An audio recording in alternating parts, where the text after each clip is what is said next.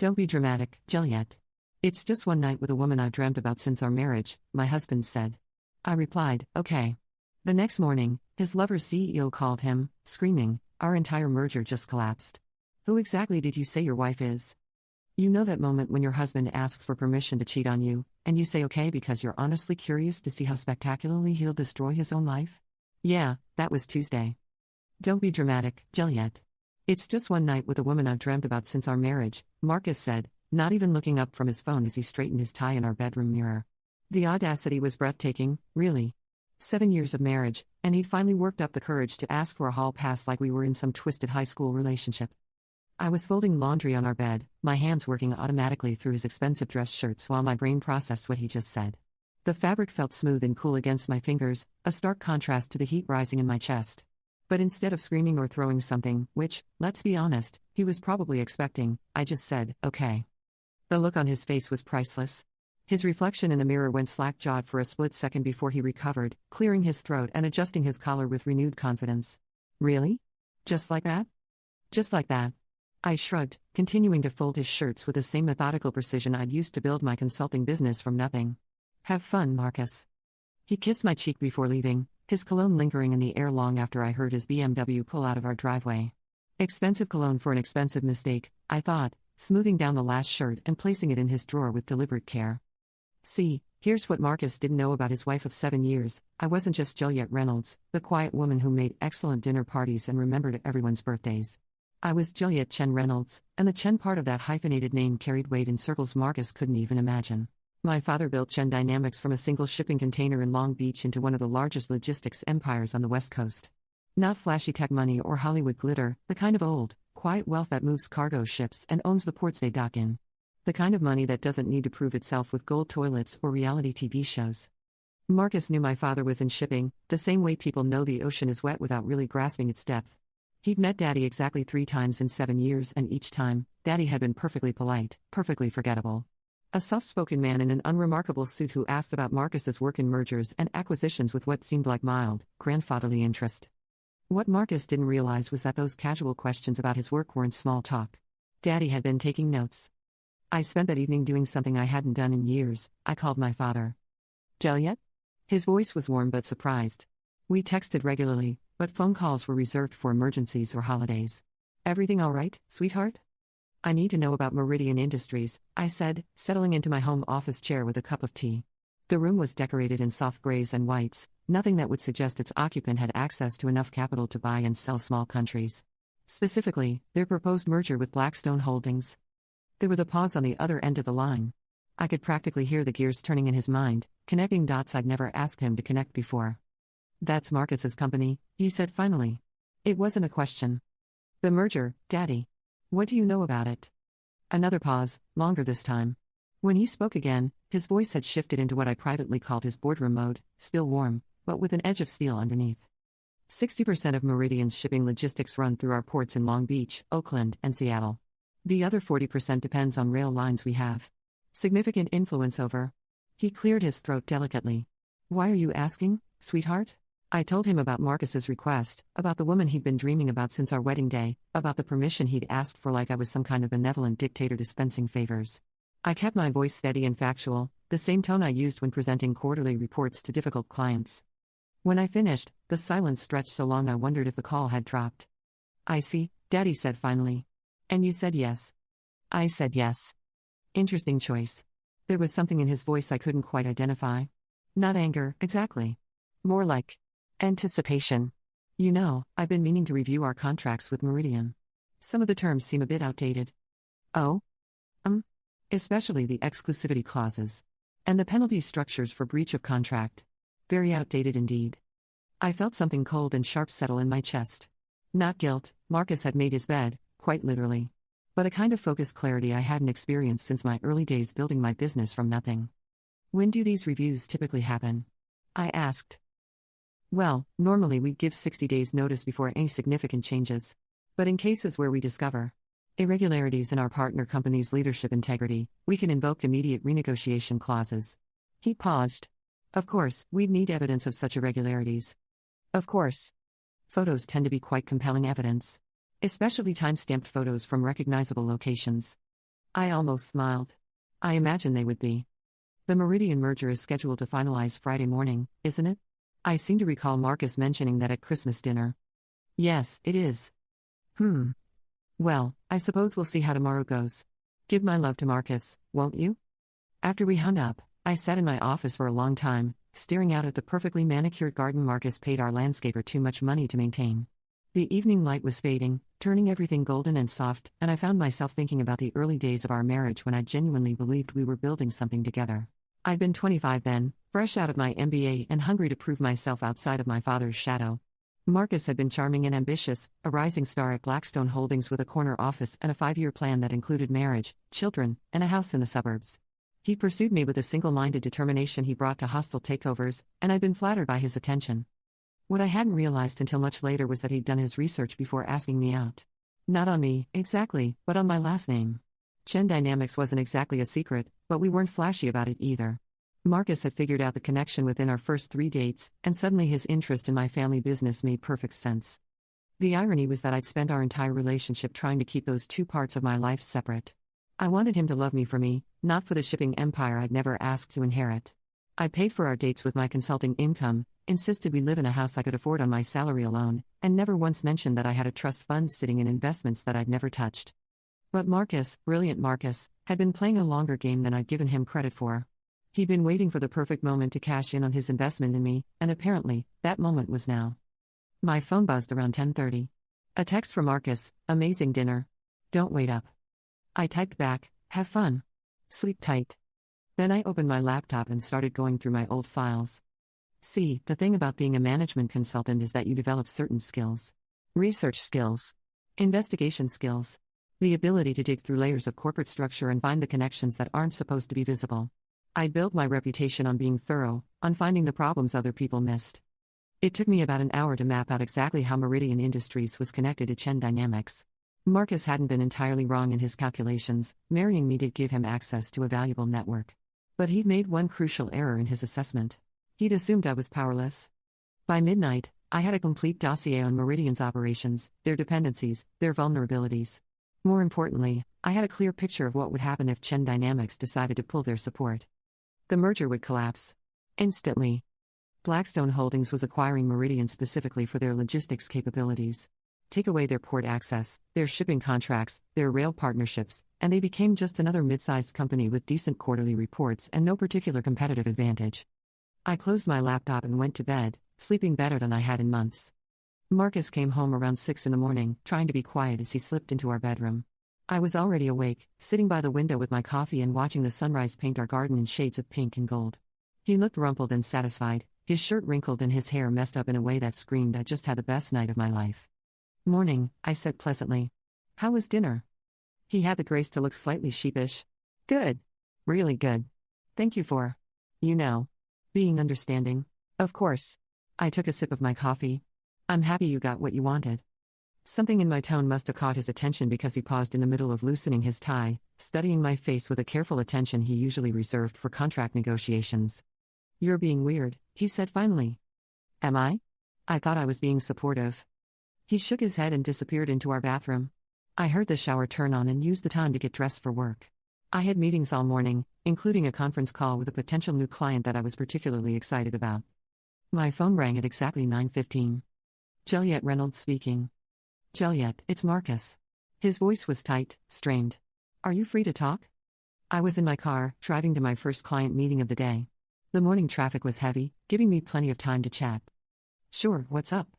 Something's wrong. Really wrong. I just got to the office and there's a message from Chen Dynamics on my desk. They're calling an emergency review of all contracts with Meridian. Effective immediately. I made a sympathetic noise. That sounds stressful. Stressful? Julliette, they control 60% of our shipping capacity. If they pull out, the merger is dead. 7 months of work, down the drain. Blackstone will drop us like a hot potato. Oh no. Do they say why they're reviewing? Something about leadership integrity concerns and irregularities in partner company management. I don't understand it. We've never had problems with Chen Dynamics before. Your father's always been perfectly reasonable. Traffic was moving now, and I had to focus on merging onto the highway. Maybe it's just routine? Large companies review contracts all the time. On the day before a major merger? Julliette, this isn't routine. This is surgical. Someone specifically targeted us, and the timing is too perfect to be coincidental. I pulled into the parking garage of my client's building, taking my time to find a spot. What are you going to do? I don't know. I'm trying to reach someone at Chen Dynamics, but they're not taking my calls. Even the executives I've worked with before are suddenly unavailable. His voice cracked slightly. This could destroy everything, Julliette. My career, our future, everything. I'm sorry, Marcus. That sounds awful. There was a pause. Then, would you be willing to call your father? Just to see if he knows anything about this? And there it was. The real reason for his call. I could do that, I said slowly, pretending to consider it. Though I'm not sure how much influence I have. Daddy keeps his business pretty separate from family stuff. Please, Julliette. I'm desperate here. I checked my watch. I'm about to go into a meeting, but I'll try to reach him afterward. Okay? Thank you. Thank you so much. I love you. Love you too, I said automatically, and hung up.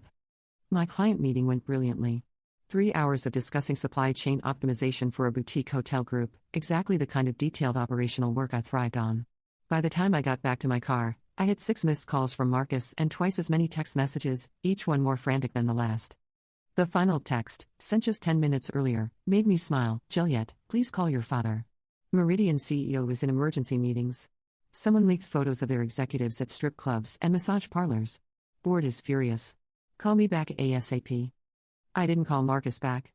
Instead, I drove to my father's office. Chen Dynamics occupied 4 floors of a glass tower in downtown Long Beach, with views of the port that had made our family fortune.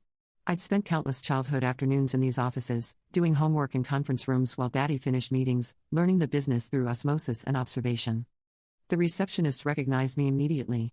Miss Chen. What a lovely surprise. Your father's in his office, go right up. Daddy was standing by his floor-to-ceiling windows when I knocked, hands clasped behind his back as he gazed out at the maze of cargo containers and loading cranes that stretched to the horizon. He was smaller than Marcus, barely 5'8" in his perfectly tailored suit, but he commanded attention in a way that had nothing to do with physical presence. Julliette. He turned and smiled, the same warm expression I remembered from childhood. Right on time. Was I expected? I had a feeling you might stop by. He gestured to the sitting area in the corner of his office, 2 leather chairs positioned around a small table that held a tea service. How was your morning? Productive. I settled into my usual chair, accepting the cup of jasmine tea he offered. Marcus called. I imagine he did. He's quite upset about the contract review. I'm sure he is. Daddy's voice was mild, conversational. Though I suspect his distress is about to increase considerably. Oh? He reached into his jacket pocket and withdrew a manila envelope, setting it on the table between us. Photos, he said simply. Time-stamped. Quite comprehensive. I didn't open the envelope, but I could guess what it contained. Marcus with his dream woman, probably entering and leaving whatever restaurant or hotel they'd chosen for their perfect evening. Maybe some shots of them together, holding hands, kissing, looking like the happy couple he'd apparently always wanted us to be. How did you? I have people, sweetheart. People who are very good at being in the right place at the right time. He sipped his tea calmly. The woman, incidentally, is Elena Vasquez. She's the chief operations officer at Meridian Industries. The blood drained from my face. She works for them? She works for them. More specifically, she was one of the key architects of the merger deal. Her signature is on most of the preliminary contracts. He paused, letting that sink in. Sleeping with a board member's wife while negotiating a billion-dollar deal shows remarkably poor judgment, don't you think? I set down my teacup with shaking hands. Marcus hadn't just cheated on me. He potentially compromised the biggest deal of his career by having an affair with someone on the other side of the negotiation table. The conflict of interest alone could void every contract they'd signed. Does Meridian know? They do now. I sent copies of the photos to their board of directors this morning, along with a detailed timeline of when the relationship began relative to merger negotiations. His voice remained perfectly pleasant. I also included some questions about whether this relationship influenced any of the terms Elena negotiated on Meridian's behalf. And their response? Swift and decisive. Elena was terminated effective immediately. The board has called an emergency session to review the entire merger from the ground up. They're particularly concerned about whether Blackstone Holdings was aware of the relationship and failed to disclose it. My phone was buzzing incessantly in my purse, but I ignored it. What happens now? Now? Now we see how well Marcus handles pressure. Daddy leaned back in his chair, studying me with the same careful attention he'd once used to teach me chess. Though I suspect he's about to have a very difficult conversation with his superiors. As if summoned by his words, my phone rang loudly enough to be heard across the room. The caller ID showed Marcus's office number. Answer it, Daddy said gently. Speakerphone. I accepted the call and hit the speaker button. Marcus's voice filled the office, high-pitched and desperate. Julliette. Thank God. Where are you? I've been trying to reach you for hours. I'm with Daddy, I said calmly. We're having tea.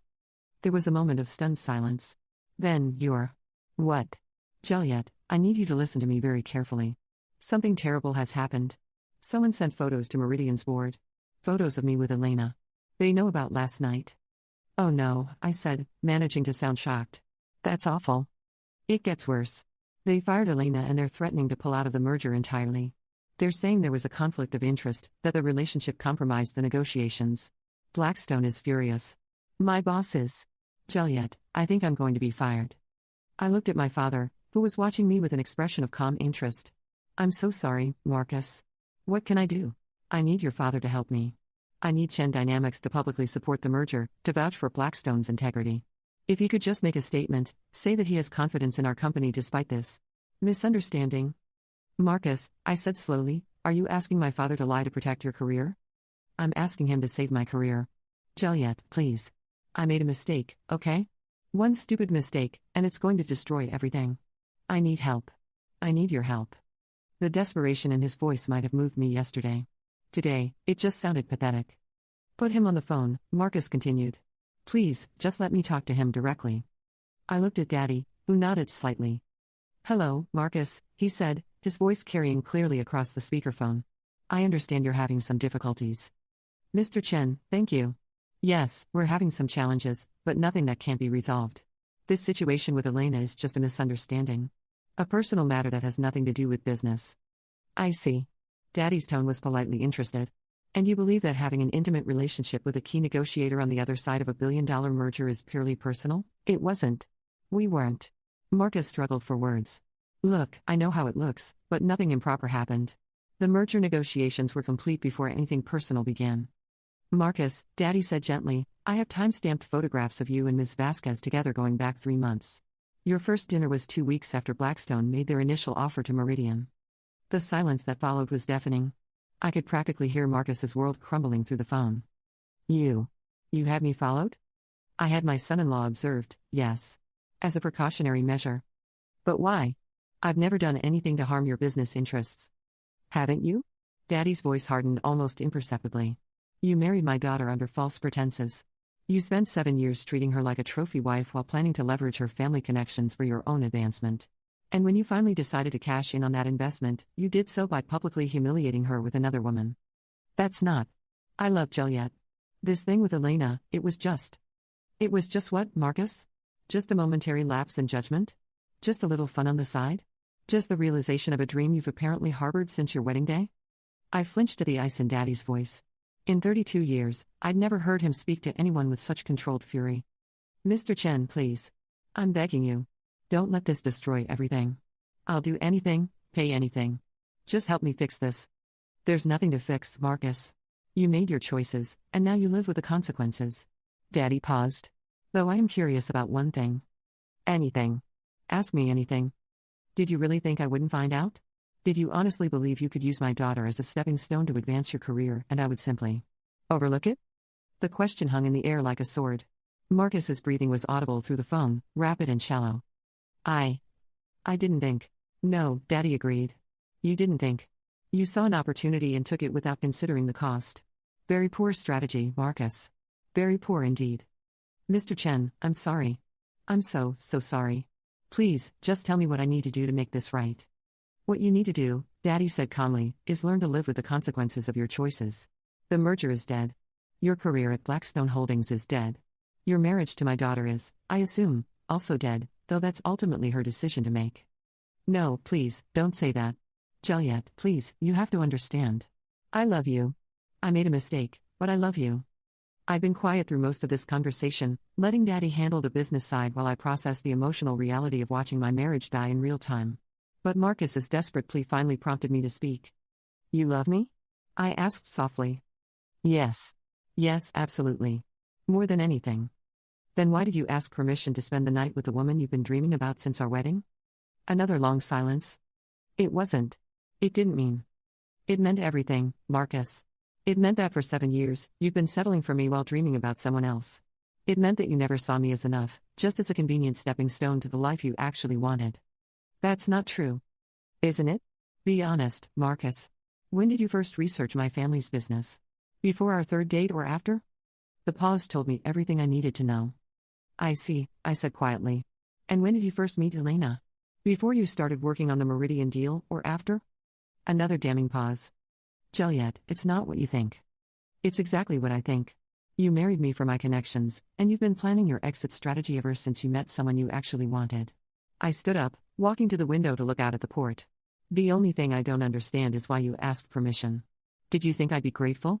That I'd thank you for being honest about wanting someone else? I hoped you'd understand. I thought maybe we could work something out. Work something out, I repeated. Like what? An open marriage? A divorce with generous alimony? What exactly did you think I'd be willing to negotiate? I don't know. I wanted to be honest with you. I wanted to do the right thing. I laughed, the sound bitter even to my own ears. The right thing would have been not marrying me in the first place. The right thing would have been divorcing me before you started your affair. The right thing would have been treating me like a person instead of a business asset. Julliette, please. Marcus, I interrupted, my voice steady despite the tears I could feel building behind my eyes. I want you to listen very carefully. You're going to go home and pack your things. You're going to find somewhere else to stay while we figure out the divorce proceedings. And you're going to do it quietly and without drama, because the alternative is having this conversation become public knowledge in our social circle. You can't be serious. I'm completely serious. And Marcus? Don't contact me directly anymore. Have your lawyer call mine. I ended the call and stood quietly by the window, watching cargo ships navigate the harbor like pieces on a giant chessboard. Daddy didn't say anything, just waited while I processed everything that had just happened. Are you okay? He asked finally. I think so. I turned back to face him. Actually, I think I'm better than I've been in years. Good. He smiled, the warmth returning to his expression. For what it's worth, I'm proud of you. That took strength. I learned from the best. Yes, you did. He paused. What will you do now? Now? I considered the question. Now I think I'll finally use that trust fund to start my own company. Something completely separate from Chen Dynamics, something that's entirely mine. That sounds like an excellent plan. And Daddy? Thank you. For the photos, for the contract review, for all of it. I know you didn't have to get involved. Of course I did. His voice was gentle but firm. You're my daughter. Nobody hurts my daughter without consequences. I drove home that afternoon to find Marcus's BMW in the driveway and suitcases stacked by the front door. He was waiting in the living room, looking haggard and defeated in a way I'd never seen before. The merger's officially dead, he said without preamble. Blackstone terminated my employment effective immediately. Elena's been blacklisted from the industry. Her career is over. I'm sorry to hear that. Are you? Are you really? I considered the question seriously. I'm sorry that it came to this. I'm sorry that you made the choices you made. But I'm not sorry that there were consequences. He nodded slowly. I deserve this. I know I deserve this. But Julliette, what we had. It was real. Maybe it started for the wrong reasons, but I did love you. I do love you. I know you do, I said quietly. In your way, within your limitations, you love me as much as you're capable of loving anyone. But Marcus, that was never enough. Not for a marriage, not for a lifetime. He stood up, shoulders sagging with defeat. The house. Keep it. I never wanted it anyway. Too big, too expensive, too much like something you chose to impress other people. I looked around at the perfectly appointed living room, the designer furniture, the art we bought because it was supposed to appreciate in value. None of it felt like home. I'll take my personal things and my office equipment. Everything else is yours. Where will you go? I'll figure it out. He picked up his suitcases, pausing at the front door. For what it's worth, I am sorry. I'm sorry I hurt you, I'm sorry I wasted 7 years of your life, and I'm sorry I was too much of a coward to be honest about what I wanted from the beginning. I appreciate that. Will you? Do you think you'll ever be able to forgive me? I thought about it. Really thought about it. Maybe. Someday. But not because you deserve it. Because I don't want to carry this anger around forever. After he left, I walked through our house, my house now, I supposed, and felt nothing but relief. 7 years of trying to make myself small enough to fit into someone else's vision of my life, and it was finally over. My phone buzzed with a text from an unknown number. Julliette, this is Elena. I know you have no reason to want to hear from me, but I wanted you to know that I'm sorry. Not just for what happened, but for how it happened. You deserved better. I stared at the message for a long time, then deleted it without responding. Some conversations weren't worth having. That evening, I opened a bottle of wine, the good stuff Marcus had been saving for a special occasion, and called my best friend Sarah to tell her everything. By the time I finished the story, we were both crying with laughter. "So let me get this straight," she said between gasps. "He asked permission to cheat, you said yes, and then your father destroyed his entire career as revenge?" "That's the basic outline, yes." "Julliette, you beautiful, terrifying woman. Remind me never to cross your family." "It wasn't revenge," I corrected. "It was consequences. There's a difference." "Is there, though? Is there really?" I considered that question as I hung up and got ready for bed. Was there a difference between revenge and consequences? Between justice and retribution? Between protecting yourself and destroying someone else? Maybe not. Maybe the line was thinner than I'd thought. But as I fell asleep in my empty house, surrounded by the ruins of my old life and the infinite possibilities of my new one, I found that I didn't particularly care about the distinction. Marcus had made his choice, and I'd made mine. Everything else was just details. The next morning brought flowers, 3 dozen white roses with a card that simply said, "Congratulations on your freedom. Love, Daddy." I put them in a vase on my kitchen counter and started planning my future. There was a world of possibilities out there, and for the first time in 7 years, I was free to explore all of them. Marcus had asked for one night with the woman of his dreams. I'd given him exactly what he'd requested. The fact that it cost him everything else? Well, that wasn't my problem anymore. Sometimes the best revenge is just stepping out of the way and letting people destroy themselves. Sometimes the most powerful thing you can do is simply say okay and watch the dominoes fall. And sometimes, just sometimes, being underestimated is the greatest advantage of all. I never did hear from Marcus again directly, though I saw his name in the business section of the newspaper 6 months later. He'd taken a job with a small firm in Phoenix, a significant step down from his previous position but apparently the best he could manage given his reputation. Elena, according to industry gossip, had moved back to her hometown in Texas and was working for her family's small accounting practice. As for me? I used my trust fund to start Jen Reynolds Consulting, specializing in corporate risk assessment and due diligence. My first client was a shipping company looking to evaluate potential merger partners. I was very, very good at finding problems other people missed. Business was booming. 2 years later, I was sitting in my corner office on the 20th floor of a downtown Long Beach high-rise, reviewing a contract that would make Jen Reynolds Consulting the exclusive risk assessment firm for 3 major shipping conglomerates, when my assistant buzzed through the intercom. "Ms. Reynolds? There's a Marcus Reynolds here to see you. He doesn't have an appointment, but he says it's important." I set down my pen and stared out at the harbor view I'd chosen specifically because it reminded me every day of where real power came from. The same ships that had built my family's empire were still moving through those waters, carrying cargo that would feed families and build cities across the globe. "Send him up," I said finally. Marcus looked different. Smaller somehow, though he was wearing the same style of expensive suit he'd always favored. His hair was grayer at the temples, his face more lined, and when he walked into my office, he moved with a careful posture of someone who'd learned what it felt like to be watched for signs of weakness. "Julliette." He stood in the doorway for a moment, taking in the space I created for myself. Floor-to-ceiling windows, a desk made from reclaimed ship timber, awards and certifications covering one wall. "This is impressive." "Thank you." I didn't get up from behind my desk. "Please, sit." He chose one of the chairs across from me, the same setup Daddy had used when he'd shown me those photos. The symmetry wasn't lost on either of us. "You look good," he said. "Happy?" "I am happy. How can I help you, Marcus?" He shifted in his seat, clearly uncomfortable. "I wanted to see you. To talk to you. It's been 2 years, and I..." He trailed off, running a hand through his hair. "I've been thinking about what happened. About us." "Oh? I made mistakes. Terrible mistakes. I know that now. I've had a lot of time to think about it, and I understand why you did what you did." I leaned back in my chair, studying his face. "Do you?" "Yes. I hurt you, I used you, and you protected yourself. I don't blame you for that. I blame myself." He looked down at his hands. "The thing is, Julliette, I've spent these 2 years trying to rebuild my life, and I keep coming back to the same realization. Which is that I lost the best thing that ever happened to me because I was too stupid and selfish to appreciate what I had." The silence stretched between us. Outside, I could hear the distant sound of traffic, the low hum of the city going about its business.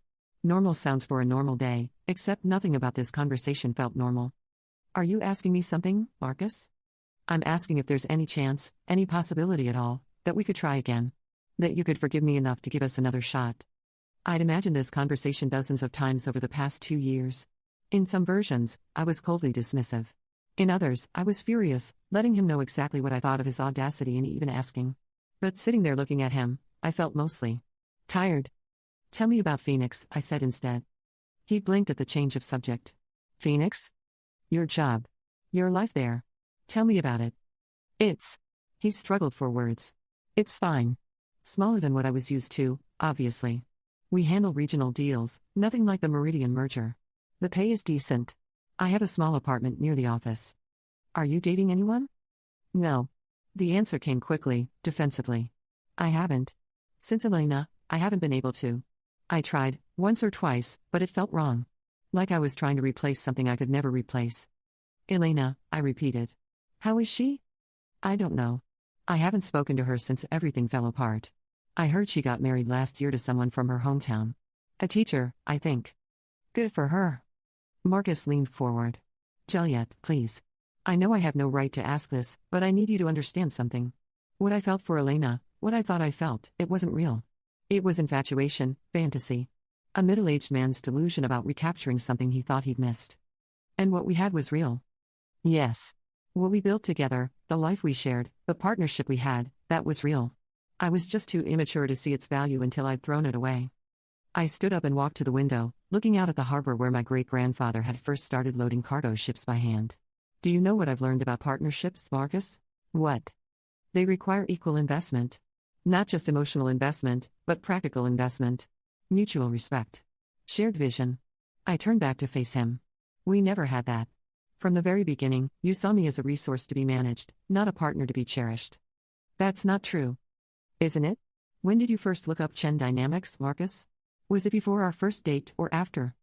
He went very still. Julliette. After. I know it was after, because I've seen the search records.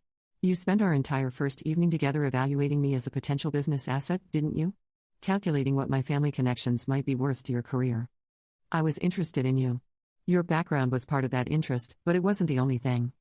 It was the primary thing. I returned to my desk, pulling out a folder I'd prepared months ago, hoping I'd never need to use it. I had my security team do a comprehensive audit of your digital footprint. Would you like to know what they found? His face went pale. What are you talking about? Emails, Marcus. Text messages.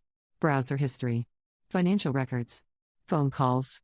I opened the folder, though I didn't need to read from it. I'd memorized every damning detail. 3 days after our first date, you sent an email to your college roommate describing me as potentially very valuable professionally. A week later, you researched engagement ring costs and calculated them against your projected salary increases if you could leverage the Chen connection. Julliette, please, let me explain. 2 months before you proposed, you had lunch with your mentor at Blackstone and explicitly discussed how marrying me would open doors for your career. He advised you to lock it down quickly before I figured out what you were really after. Marcus was gripping the arms of his chair, his knuckles white. You're taking things out of context. Am I? Should I continue? Because there's more. So much more. I closed the folder with a snap. You spent 7 years of marriage treating our relationship like a long-term investment strategy.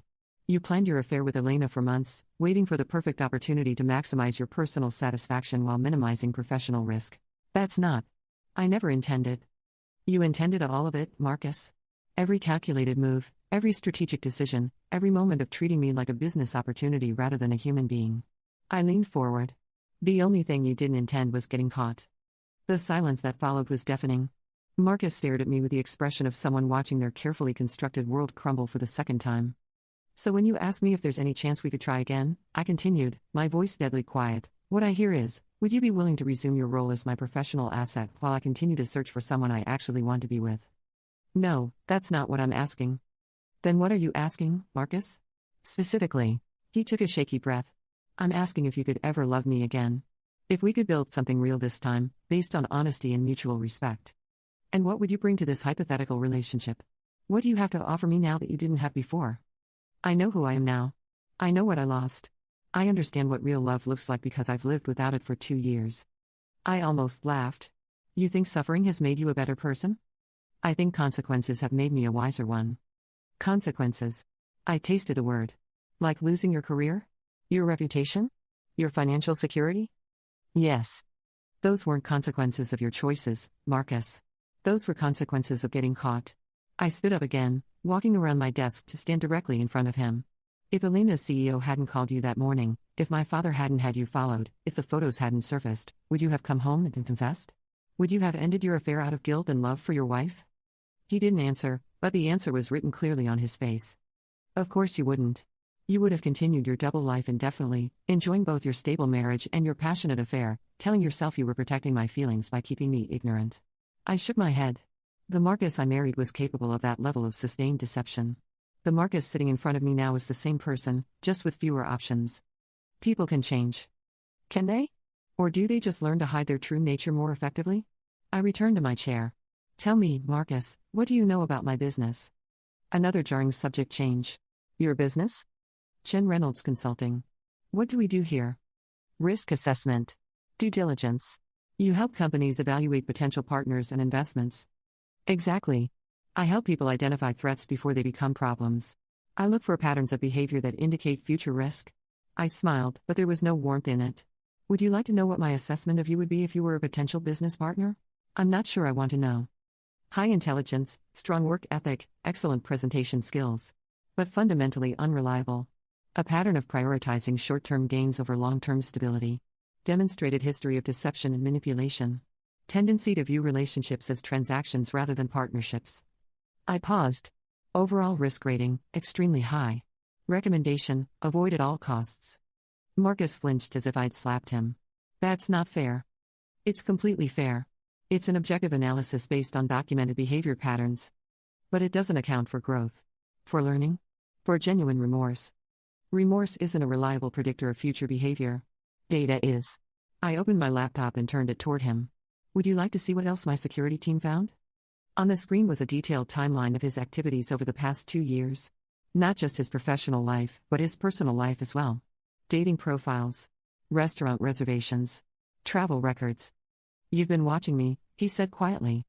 I've been protecting myself. There's a difference. His eyes moved over the information on the screen, and I watched his expression change as he began to understand the scope of what I knew. 3 different dating profiles, I said conversationally. All listing your profession as investment consultant rather than the more accurate regional account manager.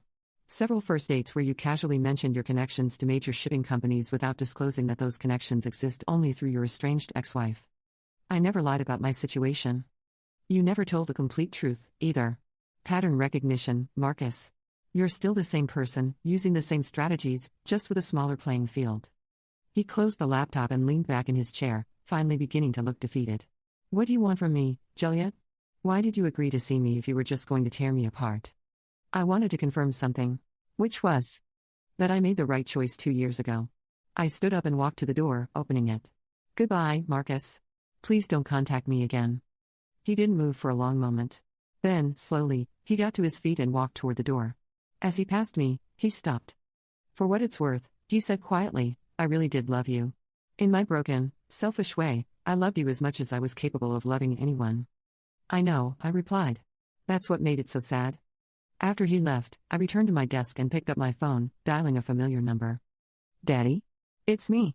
Marcus just left my office. Oh? How did that go? Exactly as expected. He wanted to reconcile. And? And I confirmed that some people never really change, they just become more careful about hiding who they are.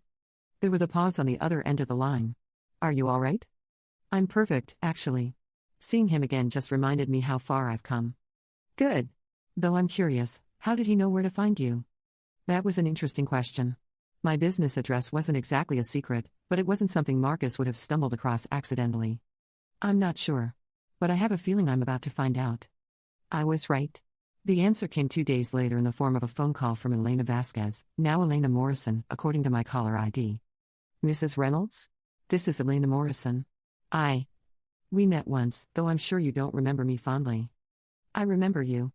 I wanted to apologize for giving Marcus your office address. He called me last week, said he needed to see you for closure. I thought maybe it would help both of you move on. And why did you have my office address? A pause. I've been following your career. Your company's reputation is impressive. I've been working for my family's accounting firm, but I've been thinking about branching out into corporate consulting. I researched several firms in the area as potential models. I see. Mrs. Reynolds. Ms. Chen Reynolds, actually. I went back to my maiden name professionally. Ms. Chen Reynolds. I want you to know that I regret everything about what happened 2 years ago. Not just the affair itself, but the way it happened. The timing, the deception, all of it. You deserved so much better. Yes, I did. I also want you to know that Marcus. He's not well. I mean, he's not dangerous or anything, but he's stuck. He can't seem to move forward. Every conversation I've had with him in the past 2 years has centered on you, on what he lost, on what he wishes he could have back. That's not my problem to solve. No, of course not. I wanted you to know that his visit wasn't about trying to manipulate you or use you again.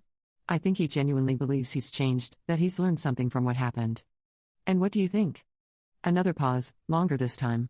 I think people like Marcus, people like me, too, if I'm being honest, we're very good at telling ourselves stories about our growth and transformation. But real change? The kind that actually sticks? That's much harder than we want to admit. It was the most honest thing anyone involved in this situation had ever said to me. Elena, I said, can I ask you something? Of course. Are you happy? In your new life, with your husband? Yes, she said without hesitation. David is. He's kind. Patient. He knew about my past, about what happened with Marcus and the merger, and he married me anyway. He sees me as someone worth loving despite my mistakes. That's wonderful. It is. And it's also terrifying, because I keep waiting for the other shoe to drop. I keep waiting to mess it up somehow, to revert to the person I was before. The person who had an affair with a married man while negotiating a billion-dollar deal? The person who was so focused on getting what she wanted that she didn't care who got hurt in the process. Her voice was quiet, thoughtful. I'm trying to be different now. Better. But some days I wonder if I'm just better at hiding my true nature. That's very self-aware. Is it? Or is it just another form of self-deception? I honestly don't know anymore. I found myself liking Elena more in this 5-minute phone conversation than I ever had when she was an abstract threat to my marriage. There was something refreshing about her willingness to sit in uncertainty rather than rushing to declare herself reformed. Elena, can I give you some advice? Please. Stop trying to figure out if you've really changed. Instead, focus on making better choices every single day. Change isn't a destination you arrive at, it's a direction you keep walking in. That actually helps. Thank you. And Elena? Don't give Marcus my contact information again. Whatever closure he's looking for, he's not going to find it through me. Understood. And Miss Chen Reynolds? Congratulations on your success. You've built something remarkable. After we hung up, I sat in my office as the afternoon light faded over the harbor, thinking about the strange turns life could take. 2 years ago, Elena had been my enemy, the other woman who had helped destroy my marriage.